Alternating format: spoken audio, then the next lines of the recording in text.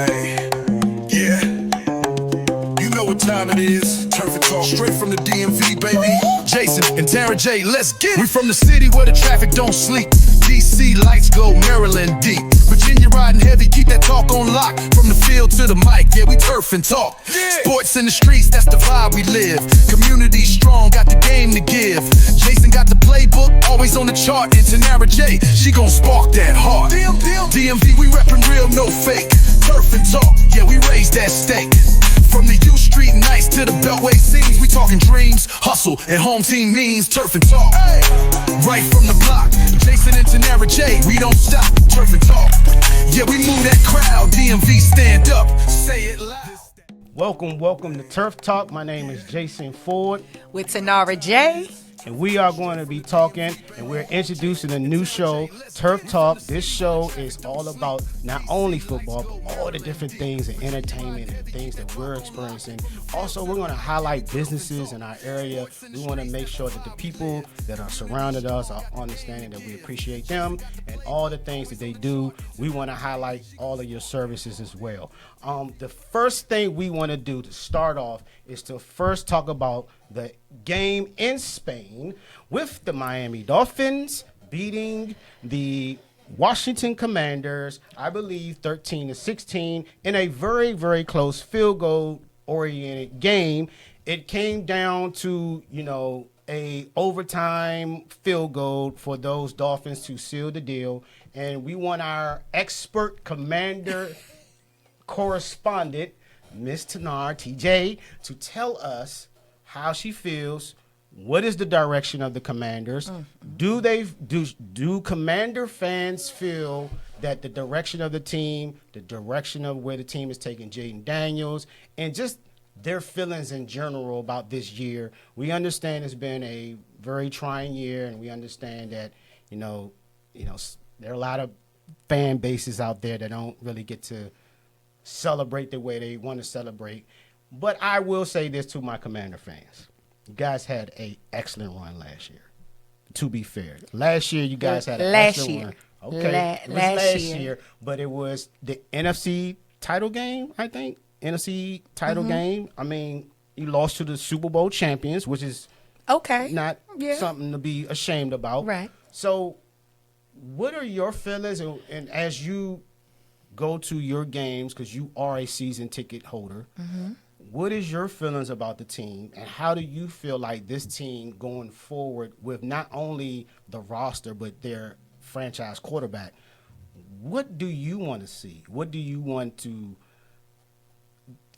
the Commanders to give you as a fan, more than just winning, obviously, but what do you, if you could have a time to sit down with ownership and a GM, what would you say about the team in your own words? So I'll let you go ahead and tell us how you're how representing of the Commander fan base, and tell us how what's going on over there. Okay, so that was a loaded introduction. So we're gonna have to break this thing down. Let's break it down because it's multi-layered. Multi-layered. Okay, all right. So first, let's just talk about the emotions of the fans. Can we just get an endorsement from Kleenex to mail us all boxes of tissues, because that's exactly what I needed watching that last game, a box of tissue.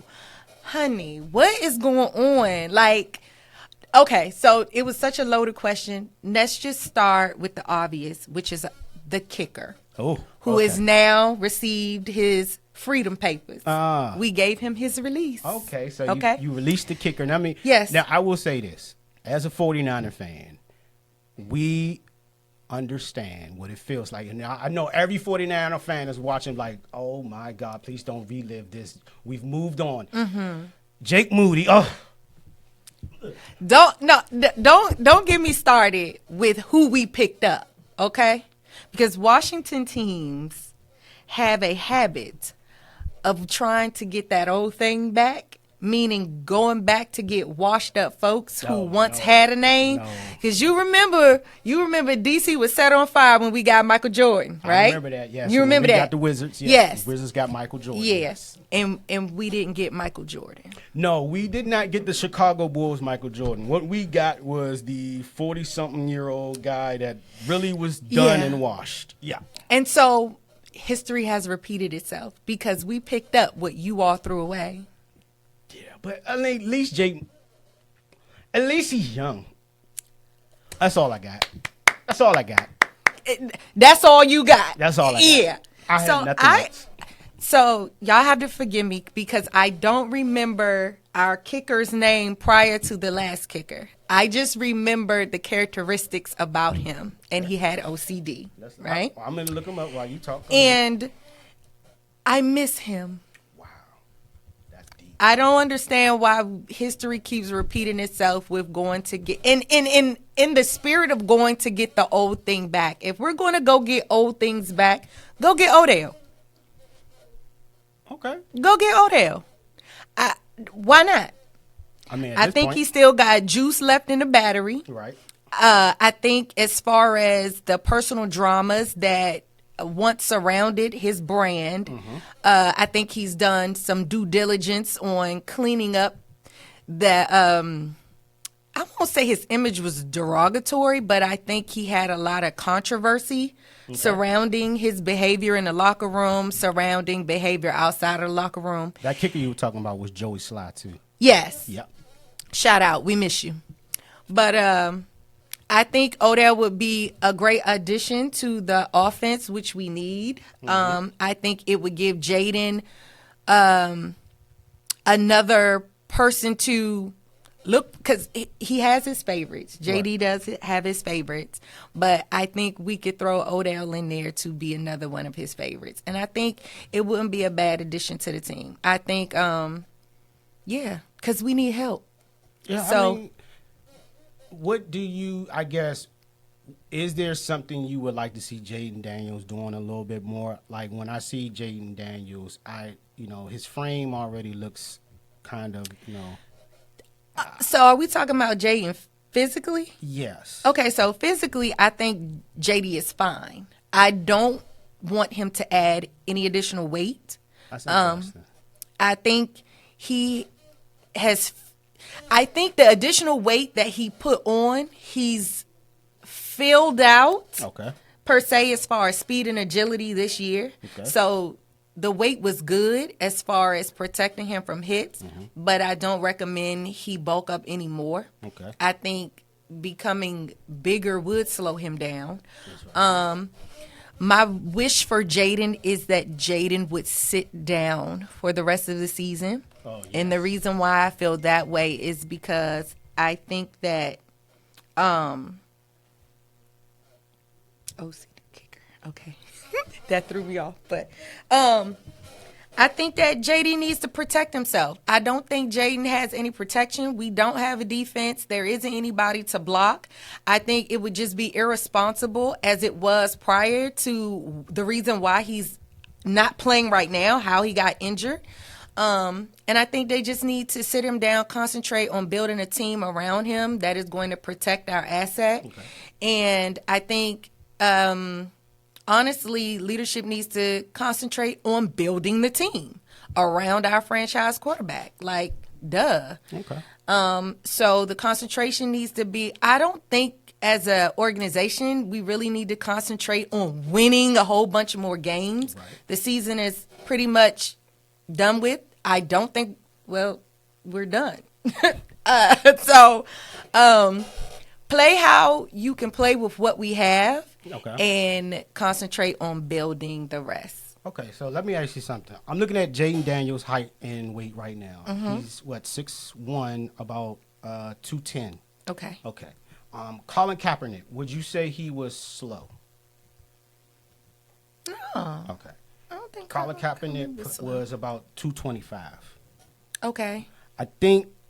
So you thinking Jayden could use some additional weight? I think he has to bulk up. Really? I think he has to bulk up. Okay, so are you saying that from a standpoint of him just protecting himself from hits? Like, yes. Okay. The NFL is a mean game. And when you're a quarterback that likes to run and sometimes dip your shoulder, we all know Jayden should probably not dip his shoulder. Right. But let's say he dips his shoulder. If he's going to seek out contact, okay, he has to put his body in the best position to seek out contact. I get that. So if he wants to learn how to be a pocket passer, then I'm all in with you.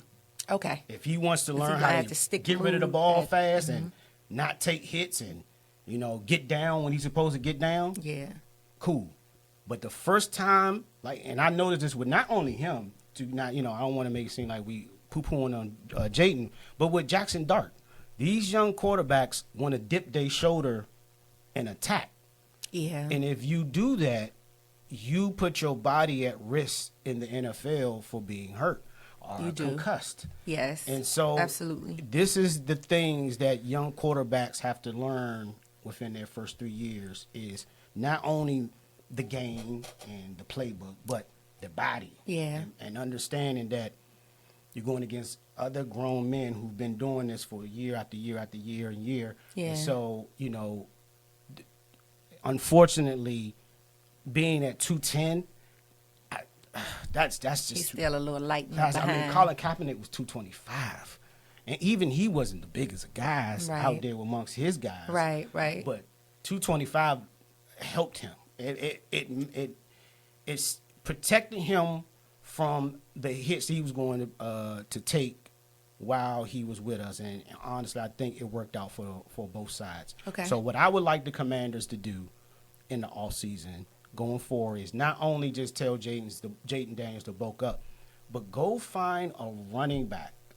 Whether you have to go pay one in free agency or whether you have to go draft two more, because I know you guys did have a good running back that because you guys gave us your former running back, B. Robinson. I was just fussing at the house about that.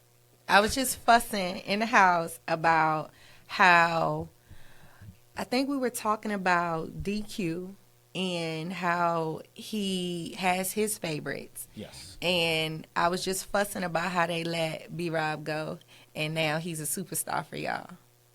It's honestly, I saw the running back that you guys let him go for, and I don't think you guys was really, you guys didn't want to say that he was going to get hurt or injured. It just happens, and things like that happen. So it just comes with the game, and it's nothing I think the Commanders could have actually forecast. It's the part of the NFL. Injuries happen all the time. So outside of that, is there any other things you would like to see the Commanders do, or is there any approach you would like them to do that you see, or any roads you would like them to kind of mow on their way to next season? Because, okay, let's say the season is In over. the spirit of trading, Yes. bye, Terry. Okay. Thank you for your time. Scary Terry. Your time is up. Bye, Scary Terry. We were hoodwinked, Oh, man. bamboozled. Ooh, He ain't done a goddamn thing God since he got that check. So we need to go and check him out, Well, right? well. Because he changed the whole season. And yes, I'm going to sit right here and blame the entire season on nothing scary about Terry. All right. Okay? So You hear chuck that, your Scary? deuces, because as my hubby say, once you cross that line, ain't no love for the other side. All right, And that's he my messed man. up the whole energy, and he got to go. And that will help the Commanders loosen up some of that budget. Well, not really, because they're going to still have to pay the man. But we paying him for nothing right now. Do you want to get another receiver, or would you like for them to put assets into somewhere else on the team? No, I want them to replace him. Okay. Definitely. He definitely needs to be replaced, but we still need to concentrate on those other aspects. But he was a huge distraction. Mm-hmm. He was. And, yeah, I'm done with Terry. What about Debo? I like Debo. Okay. I like Debo. I think Debo has proven himself. All right. And he's still proving himself. He played injured. Right. And I feel like he has that dog. Right. You know, you could blow on Terry and, you know, he get a splinter and then, yeah. Well, in that Miami game, do you think you guys could have done better as far as, like, scoring, I guess, more touchdowns? Because it got into much like a kick fest with the Dolphins. We don't have no defense. Oh, you guys are like us. Welcome to the no defense club. Everybody. My name we is don't have a 49 defense, fan. and then we couldn't do anything in the red zone. Nothing. Nothing. Nothing happened. Now I heard you talk about. We can't even push tush. I heard you talk about old Cliff Kingsbury. Do you want to talk about Cliff? And do you think Cliff needs to do something different in the? Honestly, I think Cliff is, excuse my language, he's damned if you do, damned if you don't. Okay. He's in a tight situation. I feel like he doesn't have all the pieces that he needs. Right. Like he's playing chess, but his chess pieces are screwed up. Right, all the pieces that's necessary for him to checkmate aren't available. Right. So I can't really necessarily blame Cliff wholeheartedly. Right. Because he's not working with much. Okay. You know what I mean? Right. So I think as far as the tools that he has in the tool bag, he's doing the best he can. Okay. Hey, that works. Okay. And let's talk about other things in the NFL. The major thing, well, one of the major things that happened was there was a spitting incident. Now, I don't know how everyone out there, you all were raised, but spitting is like. That's assault. That's fight. Listen. That's fight. We got to fight. We got to fight. You can't, guys, women, everyone who's watching the pod right now, am I crazy? If someone spits on you, fight. There's no talk. There's no settling. There's no my bads. There's just a couple of punches need to be thrown. Now, I didn't say anything. I'm not promoting violence. But I'm also not promoting spitting either, okay? So, listen, once he spit, we fighting. What you mean? Because spitting is assault. After that, you can defend yourself as far as I'm concerned. So, listen, we going to play this game. We going to finish. And then you going to have to meet me out in the parking lot. You're going to meet me outside. Like, listen, yeah, if you guys don't know, on Sunday, we had a spitting incident between Jamar Chase and Jalen Ramsey. Jamar Chase spit loogie on Jalen Ramsey. It was gross. And then, insult to injury, after the game, they asked him about it. No. I didn't do nothing to that guy. Bruh. Like, bruh, quit. Come on. Quit. Do they understand how many cameras are in a NFL stadium? And it was so gross. Like, the replay was gross. You could see it. It just like hang off the face mask. Yeah. I understand why. Yeah, I would have lost my cool too if I was Jalen Ramsey. Listen, Jalen, you have what we call great military bearing.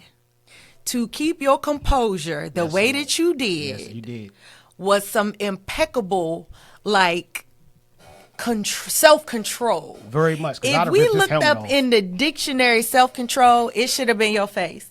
Like, because there's no way. The amount of saliva that came out of his mouth and landed on you, no. Yeah. I saw Jalen get upset, and, you know, at the time, you don't know why he's getting upset. But then when you start to hear both sides tell the story, you hear Jalen, no, he spit on me. And then Jamar Chase is just, no, I didn't. And I'm, like you said, I'm like, I didn't do nothing to that guy. You got to say it like that. I didn't do nothing to that guy. Dude, there are too many cameras in an NFL stadium.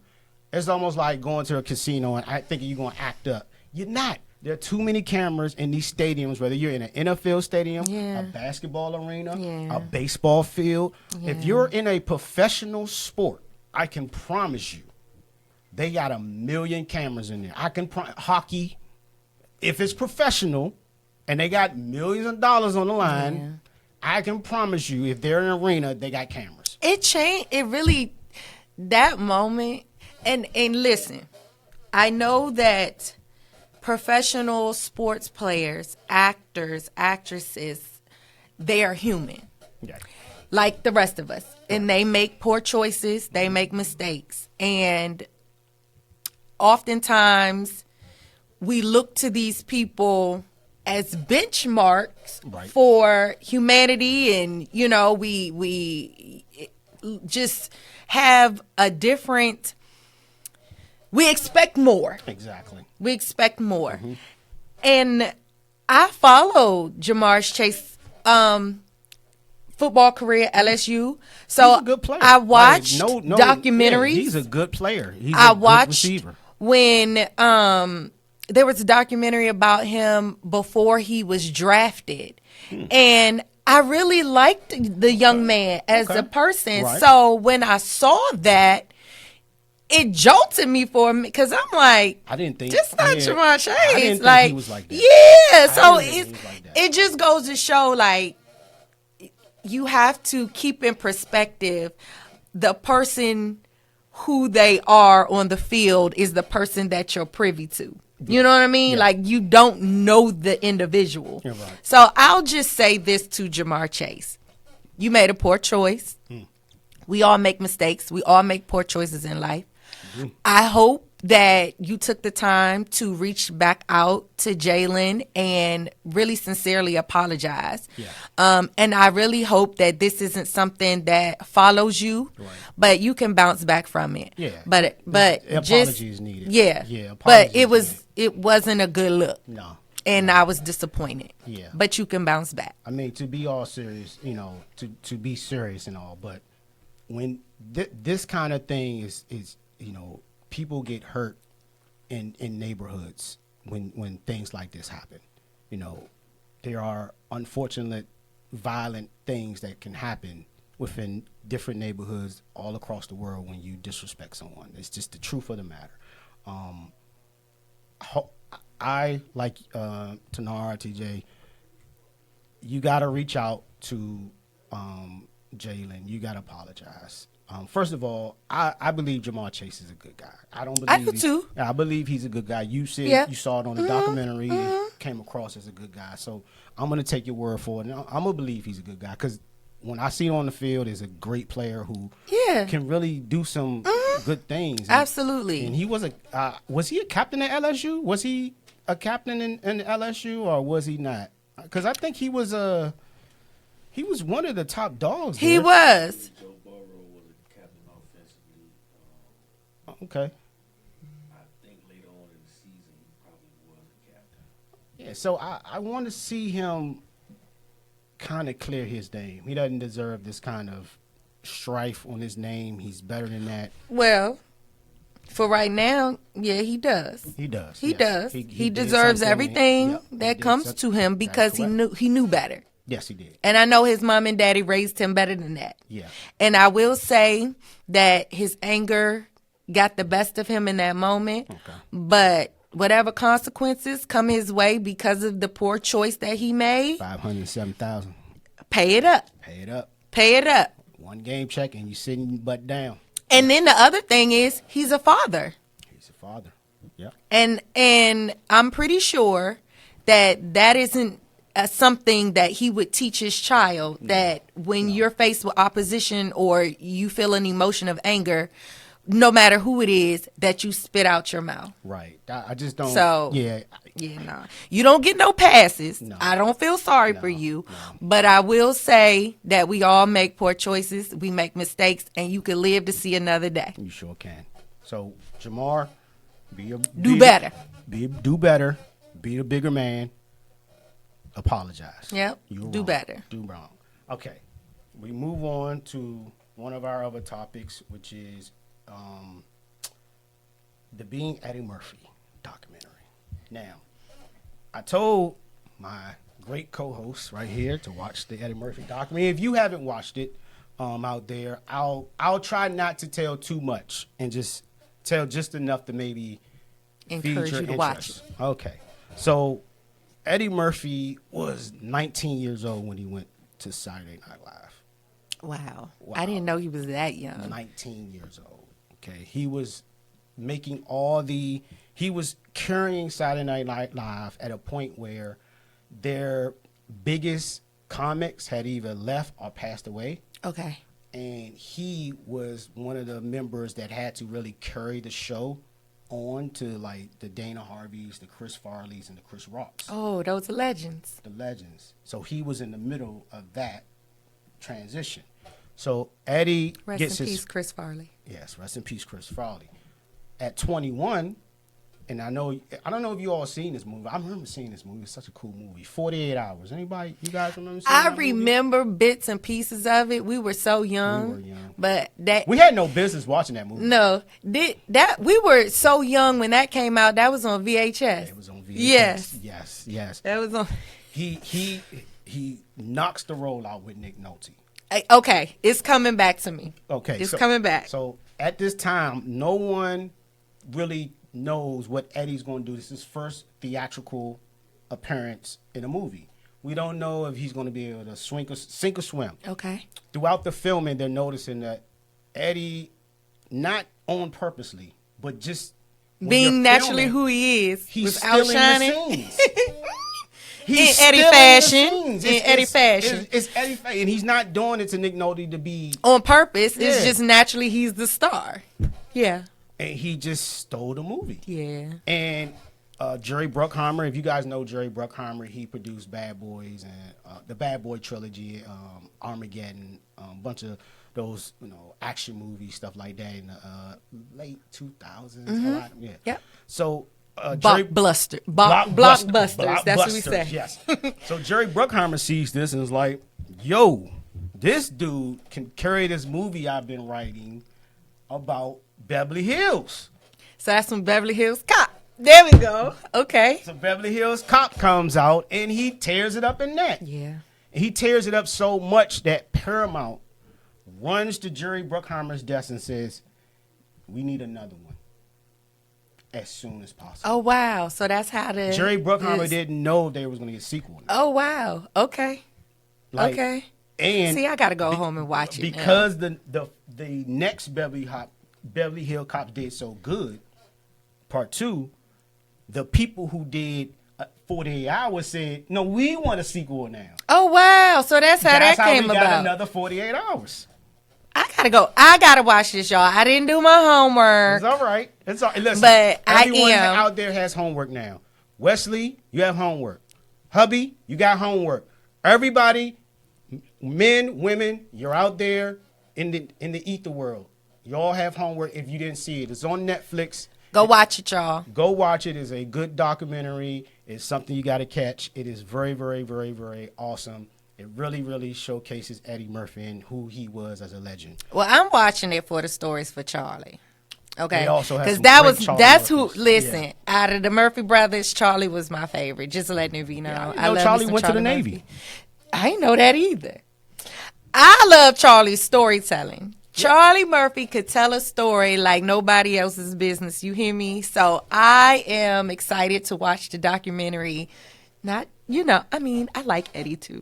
Yeah. I do, but I'm a Charlie fan, so I gotta go watch it to hear stories about Charlie Murphy. Charlie Murphy. All right, I know you didn't watch this other show, Welcome to Derry. You watched that? Okay, so listen. Okay. I'm gonna watch it. Listen. So I am a horror fanatic. I do like horror movies. I don't like spiritual horror movies. This ain't that. Okay. Like, I don't mess with the exorcists, none of them. But I do like Pennywise. Yes, I like Pennywise. Yes. So I'm going to watch it. And then next week we're going to talk about it. We're going to talk about it. If you are watching it, then you already know season 4 was leading to some banger stuff. Just to give you guys. You can't really talk about it because I ain't watched it. I'm going to give you a little bit of a. This is the Stephen King universe, okay? Listening. This is awesome. They've intertwined 2, maybe more Stephen King franchises that I don't know if you guys have seen out there. I mentioned it to you. One, The Shining. Yes. One of the best Stephen King movies. That's a classic, y'all. All time, The Shining. The other, obviously, is It, which what people don't realize. Do you know It was a TV broadcast? No. It first came on TV, not the movies. So it was already on TV. They put it. Let me tell you kids something. Our generation, okay, you guys got to understand about us, about what we saw. Pennywise was made for TV. This wasn't no movie. Y'all got him in the movie. Like the latest It was in the movie theater. Yeah. When we were young, Yeah. TV. Channel 7. Okay, so I don't, and usually my brain, I have a nostalgic type brain, so I can recall all the stuff from when we was kids, but I don't remember it being a TV show. It was a TV show. Now I have to go back on like YouTube and see if I can find some old episodes. You're gonna see actors that you recognize. I forgot. I think it's Tim Scott. Okay, so were they scary? It was It. Of course, it was scary. I gotta go back. I gotta go back I now saw because that I'm like, clown as a child. Okay, give me a can. Come on. Tell you what frightened me as a child. Okay, damn clowns. Okay.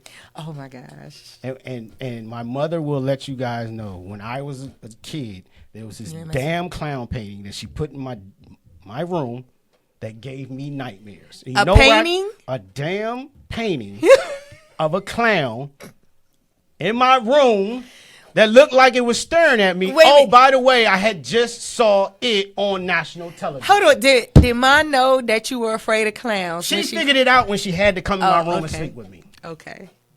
Okay. Yes, she figured it out. I think she figured it out. The only thing as a child that I was afraid of on TV, it was a couple things. The Crypt Keeper. You was afraid of him? I thought he was funny. No, I did not mess with the Crypt Keeper. No. Ain't nothing funny about that creature. That dude is hilarious. Listen, it was The Laugh, and then Thriller. When Michael Jackson at the end turned around with them yellow eyeballs. I kind of thought that was cool. Yeah, no. I don't know what that was. And then the dude who laughed at the end. You remember the end of Thriller? Yes. He did freak me out, but at the point after I started see, this was my problem with Thriller. So you was dancing. I'm dancing throughout the whole movie, and then by the time he got to talking and getting scary, I'm like, no, I'm already partying. You can't. So I was good. Now. I was good with them. Yeah, and then you got I'm doing the dance. It was the end. The end was scary, but I couldn't get scared because I'd already danced for 5 minutes, and I'm like, how can I get scared? And I danced for 5 minutes. I mean, I danced. Trust me. I cut my 2-step with him, but I was one of them. That album was. And then the last thing I was scared of was the end of Gremlins. Which one? Which one? Because Gremlins 1 was scary. I am not going to hold Gremlins 1 was scary. So it was the first one because at the end of the movie, when the song come on, it was.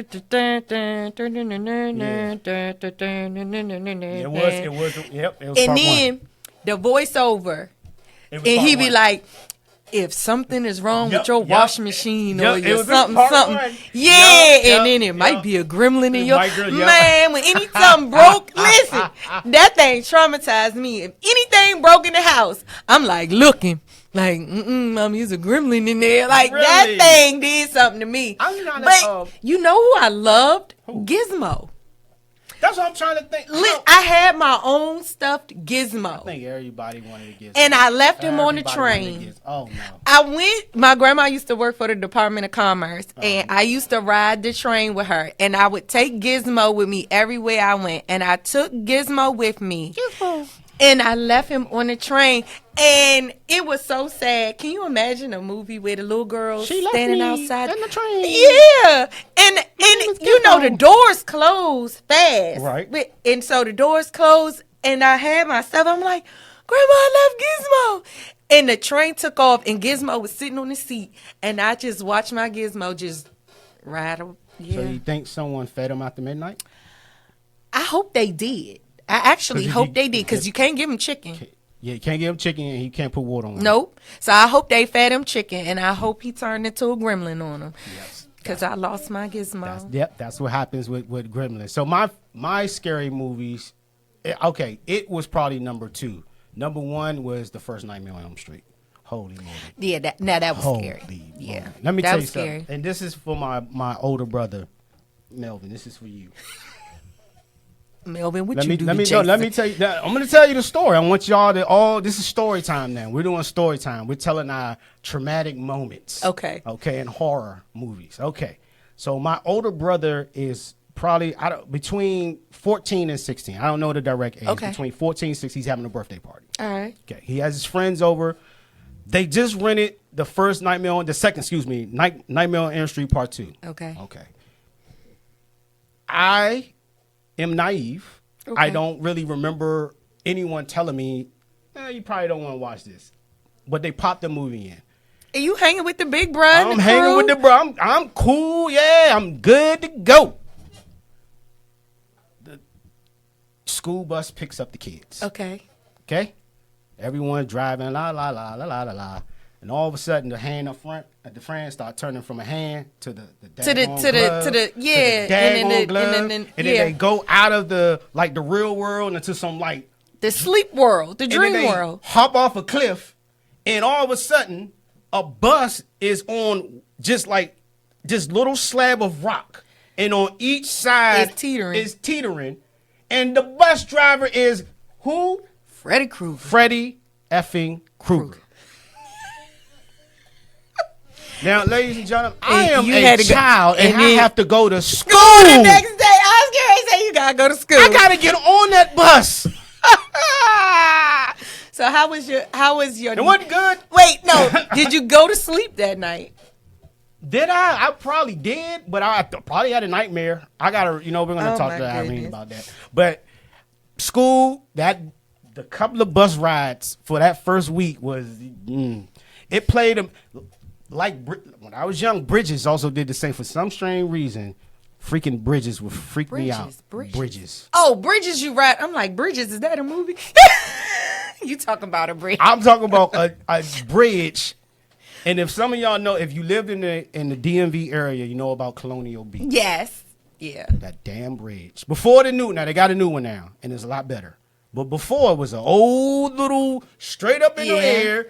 Good luck. It remind you of a roller coaster. And it freaked me out every freaking time. And let's not talk about when I met the Chesapeake Bay Bridge. Oh, well, let's not talk about that MF, because that's a whole nother beast right there. So I'm not afraid of bridges. I'm more afraid of when you riding on going up a mountain. Ooh. And only thing is holding you in. Yes, is the rail. And and then when a truck is passing now that I'm closing my eyes. I did that. You know the sad part is I actually did okay. Really? Didn't freak me out. Oh, see, I wanted to do it again. I still wanted to. I want to get me a pickup one day and then go to one of those mountains. And Cool. No, you can have all of that. Y'all can all come if you want. I'll meet you Westy with. Go? No. I am not about to. What y'all saying? Black people go in the mountains? They do, and I think it's beautiful. So nobody want to go in the mountains. Yeah, well, go in the overlooks and just pass the rocks. Listen, the DMV has. We have a couple mountains. You got we got to go out town. What is it? Shenandoah. It's too small. Luray Caverns. We bigger than that. Yeah. All of us, we gonna plan it one day. We're gonna film it for y'all, and we're gonna have to. Oh, now you talking about a scary. Now, what I am afraid of is camping. Camping. You know what? Because it's funny. Never been afraid of camping. But always had this weird little Jason, not Jason per se, because I never really afraid of Jason. So let me tell you my horror story of why I'm afraid of camping. What's going on with camping? So it was a summer camp, and me and my god sister had to go to summer camp, and it was an away camp. And we used to go to this camp called DC Youth Leaders, and they used to host it at Aberdeen Proving Ground. Okay. So. Shout out to Shay Shay. Shout out. So me and Shayla went on, I forgot what camp this was, but we went camping. Okay. And we were it wasn't a traditional tent. Okay. They were I don't even know how to. So if anybody's serving in the military, you know what a chew is. So when you deploy, we stay in our housing is called a chew. Okay. So it was like I can't. I'm trying to use a different term so people who haven't served know what I'm talking about. But it's like a little makeshift shack, right, if that makes sense. Right. And we were campers, and then you have the camp counselors who were older than us. Okay. So we were probably like maybe 11 or 12 at the time we went to this particular camp. And the camp counselors were teenagers. So they're like maybe 16, 17, 18 or whatever. So they thought it would be cool to make bear noises at night when we were trying to sleep. Oh, man. So we kids, and you just hearing, and I don't know if they had megaphones or what. But when I tell you we was in there shaking, I'm talking about shaking, tears, crying. I'm talking about double clutch crying with the snot and everything because to us it's a bear out there. Oh my! I have been traumatized. Okay, to this day I have not been. I don't want to go glamping. I don't want to go. No, if it's not a hard exterior and it can prevent wild animals from getting to me, I'm not staying in it. Hubby, if you're listening, take her camping. He know. Take her camping. It's first of all, if ain't no generator out there, no electricity, you can forget That's it. a good point. You know what? That's what I said. I was like, I can go do like outdoor stuff, but I would have to take like a trailer. Yeah. I gotta go inside. I need a restroom facility. Okay, let me. I thought it was me. I'm not going nowhere I where I can't flush. I can't poop. Yeah, no. No. Cancel. So you still want to go camping? If I get a trailer, yes, I will go. I want my designated toilet. Okay, so listen. That's all I asked now for. some Give me a designated toilet. cross-country type. We in a RV. Yes, RV a trailer. camper. Like, a camper. Yes. Yeah, that's because it has wheels. And as soon as I see some wildlife I don't agree with, we pulling out. I got guns for that. Yeah. Oh well, I'm married to Yosemite Sam, so don't give him a reason. There you go. Okay, because he know what I'm talking about. Exactly. Like I be seeing them out there. You get ready. When you got beds out there, you bring a shotgun. Yeah, no. No. If it's no running water and no electricity, you can cancel Christmas. TJ will not be attending. Sorry. So we can if we can get hubby to get you a trailer, you will go camping. Yes. We're gonna work on that, and we're gonna try to get trailers, and hopefully one day. Yeah. The goal is to bring the whole TV production to go camping. Go camping. That would be fun. Wesley, you're going, Wesley, whether you like it or not. He's like, you can cancel Christmas We are going on that out there with the wild animals and the birds. You gonna bring wifey, and we all gonna just enjoy each other. Yeah, okay. In the natures. Yeah. All right. For one of our final things, we definitely want to reach out and say thanks to all the community that we are in. If you don't know, we are in the DMV area.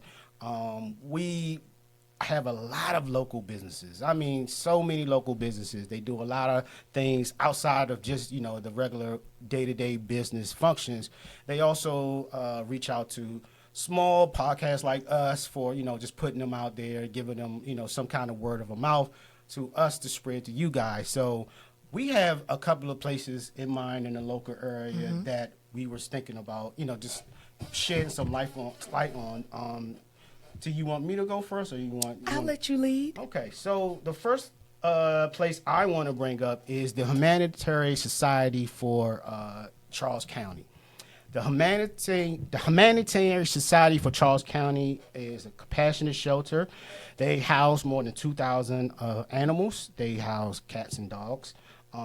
They have kids that come down and help with the day-to-day operations at times, where you talk about walking dogs and just being around the cats, making sure that the cats can stay people-friendly. Because the one thing you don't want for animals in general is to be afraid of people when you want them readopted. So it's great that they have people to just come out there and play with the animals and mingle with the animals and show the animals that there are humans out there that care. If you have anywhere in your home, or if you're interested in any cat or dog, it's easy to go to a puppy mill or go to somewhere that's breeding dogs. If you can, please reach out to a shelter. The shelters really need assistance with getting cats and dogs adopted. Please reach out to them. It's low cost. It's probably no more than $50. You might have to pay like a little bit more with a dog because sometimes the shots come with the dog. So it might be more like 150, maybe 200, but it's worth it. Helping and adopting a pet is better than going to the puppy mill or going to a breeder. I know people want a specific kind of breed at times, or people want to go to a puppy mill because you get the breed that you want. But if you have it in your heart to look past the breed and you want to bring a pet into your home, please check out the Humane Society in Charles County, Maryland. We can put a link for their address and any other information under this video on YouTube. So please check it out. All right, because all cats and dogs need love. Yes, they do. Cats and dogs all go to heaven. That's what I told. That's right. That's what I was told. All right, next highlight. Right. I would like to highlight an organization called Women Who Lead Connect, which is led by Dr. Shamika Oliver. She is throwing her 6th annual Leadership Empowerment Summit on December the 13th here in Waldorf, Maryland. I recently met Dr. Oliver through Jason, and I have had the opportunity to now consider her and call her a friend. She has done some amazing things for women in Chicago as well as here in the DMV. She is looking to further her reach with this summit, and I will be in attendance on December the 13th. So I encourage you all to look her up. She is on Instagram, Women Who Lead Connect. And I hope that you all connect with us because I am now connected with her. Awesome. And we together are going to do some amazing things. So please look her up. Find her on Instagram, Shamika Oliver. She spells it SHA''MECA. Last name is Oliver. Yes. Thank you, Shamika. She's a wonderful person. And anyone who can put up with my guy Wesley is amazing, amazing woman. So shout out to Shamika. Shout out to her. Women Who Lead Connect. The Women Who Lead Connect. Shout out to Rise. Yes, my baby. Yeah. So, just a little shameless plug on what I got going on. I encourage you to visit riseforus.com, which is my company. And basically, we focus on empowerment, similar to Women Who Lead Connect's mission and vision. Just a little bit different, but we're all in this together. And the purpose is to come together to make change. And when you know better, you do better. And so that's what it's all about. I want to, you guys, between Shamika and you guys are really doing big things. Both of you are hard workers. You both give a lot. So please check them out. They are doing some big things. They are doing some awesome things for not just black folks, but just for women in general. People in general. It's definitely about people. Exactly. Like we all inhabit this one place called Earth. Exactly. So they are definitely doing some big good things. So before we leave, as you guys see, I have the Only God Can Judge Me book, written by Jeff Pearlman, right here. This book is a deep dive into who Tupac really was. Okay. It is a deep book. You really unpeel who this man was.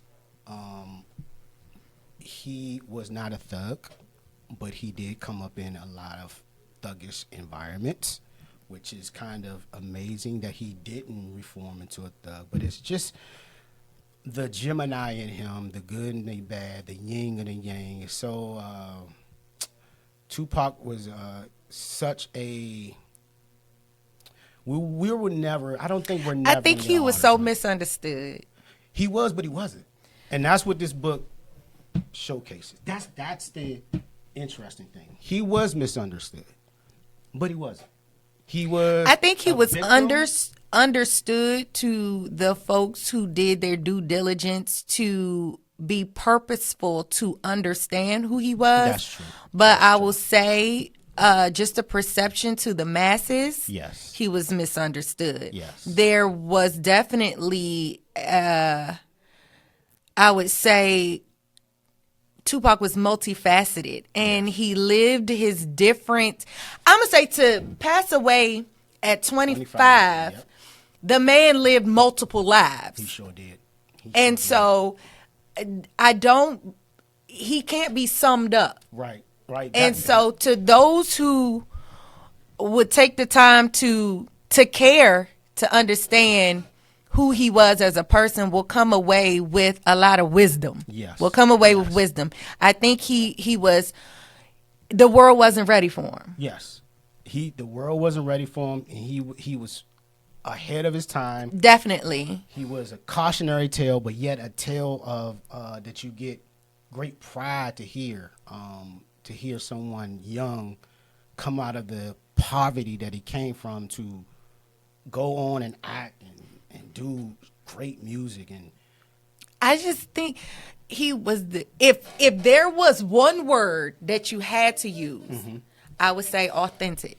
He was authentic. That's a good He word. was who he was out loud. He was who he was regardless of what people thought. Right. He was who he was whether he was liked, loved, or hated. Yep. Just authentic. Good, bad, ugly, indifferent, whatever you wanted to call him, he was all of the above, but still beautiful at the same time. Yes. So if you're a reader and you have some time to pick up the book, please pick up the book.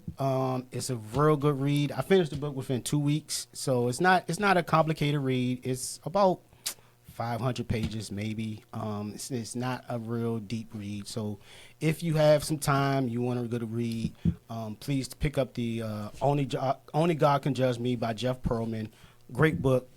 Recommend it. The last plug I want to do is the upcoming 49er show. Yeah, 49er fans. And I'm talking about the DMV 49er fans. Bang Niner gang. There are a lot of 49er fans across the world. Okay, across the United States. You know how we know this, and every 49er fan listen to me will know I'm telling the truth. Go look at an away game. You tell me. They show up or whatever. Everywhere, and we are going to play, we show up. We are around you. We are sitting around you right now. You don't even know it. Right now, you got 2 49er fans in your area. You don't even know. So to my DMV 49er fans, this is for us. We're going to do something for us now. Bang Niner gang. We're going to report on the Niners. We're going to do strictly Niners, all day, all the time. We're going to get a chance to talk about what we feel about the season, what we feel about Brock Purdy, how we feeling about these injuries, how we feeling about the playoffs, how we feeling about the offseason, how we feeling about management, how you feel about Kyle. We're going to talk about everything. I got a great co-host. He is also amazing. Niner dang down. Amazing co-host. So we can't wait to unveil that a handsome to you. co-host. And I'm telling you, y'all going to love it. A smart co-host. Y'all are going to love it. So stay tuned. We got this new channel. A football mastermind. We got Turf and Talk. Turf and Talk. And we got something else coming down the line. Don't worry, 49er He in the fans. kitchen cooking. We coming. And this is for the DMV 49er fans. We got something for y'all. We see y'all, and we will be heard. So we got something for y'all. So with that being said, I want to thank all of y'all for watching the show. Thanks for tuning in. Thanks for tuning in. Look forward to the next time we see y'all again on Turf and Talk. Turf and Talk. We out. Peace. Yeah. This Turf and Talk, the DMV way, DC, Maryland, Virginia. We don't just talk it, we live it. Let's go.